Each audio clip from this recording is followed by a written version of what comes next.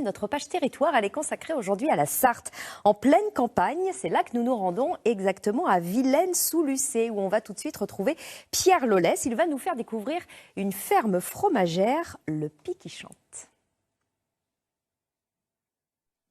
Bonjour à tous, nous sommes à une trentaine de kilomètres au sud du Mans, à Vilaine-sous-Lucé, au lieu-dit La Renoulière. Devant, le Pie qui chante, c'est le nom de cette ferme où l'on y produit du lait bio, où l'on y fabrique surtout un fromage, une tome à base de lait de vache. En agriculture, on appelle cela le circuit court. Reportage.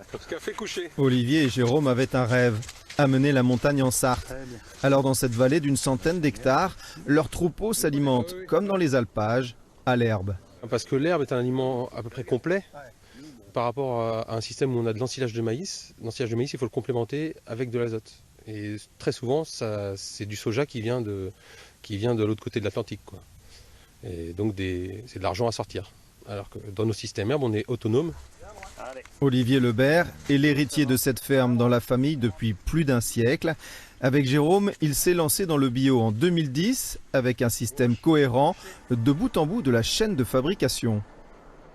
Exemple avec ce séchoir en grange, chauffé par des panneaux photovoltaïques installés sur le toit de l'étable. Il offre au bétail un foin de grande qualité durant l'hiver. Donc séchoir en grange, il nous permet de ramasser le foin en vrac, un peu à l'ancienne, et on finit de le sécher en bâtiment. Ce qui fait qu'on ramasse un foin qui va rester très vert, et on ramasse aussi les feuilles, les fleurs, et on garde un foin qui plaît vraiment aux vaches, qui est appétant, et qui peut transmettre au lait des qualités nutritives et un goût particulier. La traite des 90 vaches a lieu 2 fois par jour. Les fermiers n'ont pas choisi la classique Primolstein, mais une vache de race normande.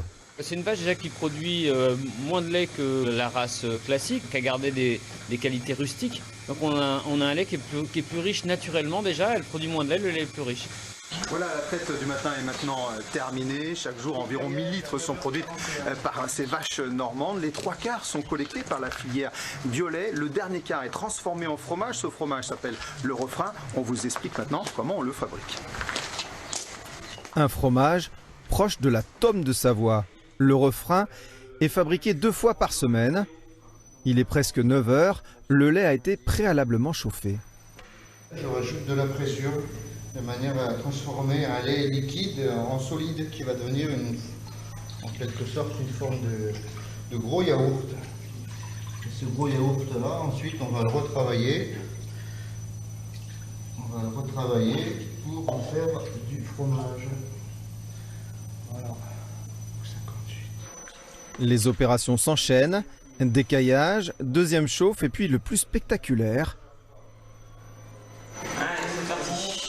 le moulage. On a ici 72 moules, donc c'est toute la fabrication de la matinée.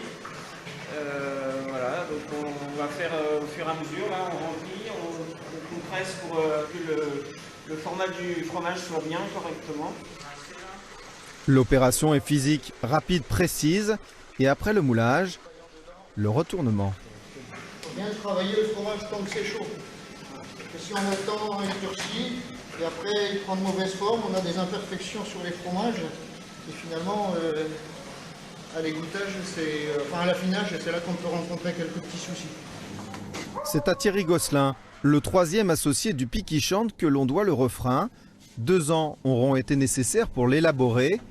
Les fromages sont ensuite bichonnés et affinés dans cette cave durant 3, 6 ou 9 mois. Je suis en train de faire le soin sur les fromages, c'est-à-dire d'entretenir la croûte lavée. Donc chaque semaine, on prend les fromages, on les tourne et avec ma morge, donc c'est de l'eau, du sel et du ferment d'affinage, ce qu'on appelle le ferment du rouge ici, qu'on va appliquer sur les fromages pour les entretenir d'une semaine sur l'autre, jusqu'à la vente. Aujourd'hui, le Pie qui chante produit 10 tonnes de refrains par an. Et le succès est là grâce à la vente directe, à la ferme, en grande surface ou bien dans des grands restaurants et des fromageries. C'était une belle aventure là, et notamment une aventure humaine, parce que déjà entre associés, on y trouve une belle satisfaction de se lever le matin, de nourrir des vaches et d'aller jusqu'à un beau fromage, qui aujourd'hui on est sur des belles tables. Les cantines scolaires sont aussi séduites, comme celle du collège du Grand Lucé. Ce jour-là, Thierry vient livrer 2 tomes, une livraison autant gustative qu'éducative. Je trouve que les élèves sont plus sensibles à manger du fromage à la coupe quand ça vient de chez eux.